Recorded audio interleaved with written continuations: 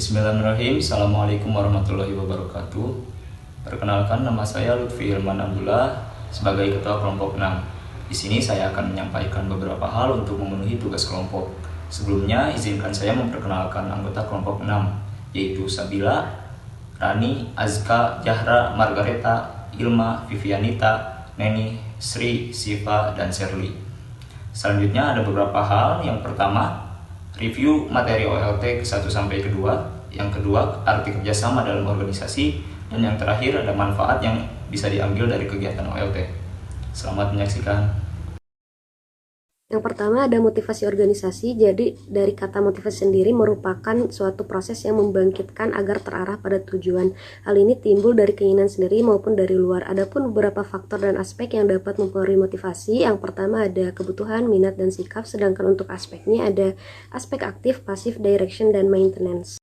Fungsi komunikasi terbagi menjadi 3. Yang pertama, komunikasi intelektual, komunikasi emosional, komunikasi spiritual. Kepemimpinan merupakan pengaruh mempengaruhi, tidak kurang dan tidak lebih. Seorang pemimpin harus mempunyai kekuatan aspirasional, kekuatan semangat, dan kekuatan moral.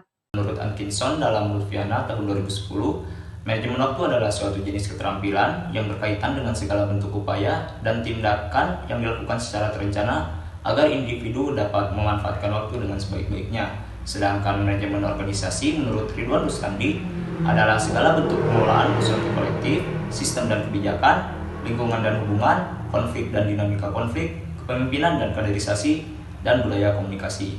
Menurut Carol S. Dweck, kesuksesan tidak hanya bergantung pada kecerdasan dan kerja keras seseorang. Nah, pola pikir itu sama dengan persepsi diri. Menurut Carol S. Dweck, ada 2 tipe pola pikir. Yang pertama ada fixed mindset dan yang kedua ada growth mindset. Badan Legislatif Mahasiswa adalah organisasi kemahasiswaan yang berkedudukan sebagai lembaga tertinggi yang mempunyai fungsi legislasi, anggaran advokasi, dan pengawasan.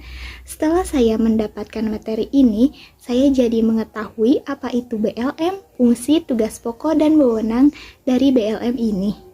BEM FIK Unsil merupakan organisasi kemahasiswaan dan kelengkapan non-struktural kelembagaan FIK Unsil Tasikmalaya serta memiliki fungsi koordinasi dengan BEM Unsil. Pada tahun ini, BEM FIK Unsil memiliki nama kabinet Cakra Baskara yang di lambangnya terdapat burung phoenix yang melambangkan dalam kehidupannya memiliki semangat kebangkitan dan dapat menyembuhkan dirinya sendiri. Selanjutnya, saya akan menjelaskan apa itu Himakesmas. Hima adalah sekumpulan mahasiswa yang memiliki tujuan yang sama, baik akademik maupun institut. Fungsinya berkoordinasi dengan BEM dan dalam pengawasan BLM, memiliki 2 divisi dan 5 departemen. Hima juga memiliki tugas pokok yaitu sebagai fasilitator dan mediator. Simbol dari Himakesmas yaitu Raksabi Praya. Arti kerjasama dalam berorganisasi menurut saya adalah suatu kemampuan untuk bekerjasama dalam menuju visi dan misi bersama. Dengan kata lain, kerjasama dalam berorganisasi merupakan suatu kemampuan yang kuat dalam mengarahkan dan mendorong para individu untuk meraih tujuan organisasi secara bersama-sama. Kerjasama dalam berorganisasi memberi manfaat dalam membangun moral anggota. Adanya kerjasama membuat setiap orang memiliki kontribusi dalam sebuah pencapaian. Jika kerjasama dapat dibangun dengan baik, maka dapat menimbulkan lingkungan yang suportif bagi anggotanya, yang nantinya dapat membantu dalam menyelesaikan permasalahan yang dihadapi organisasi.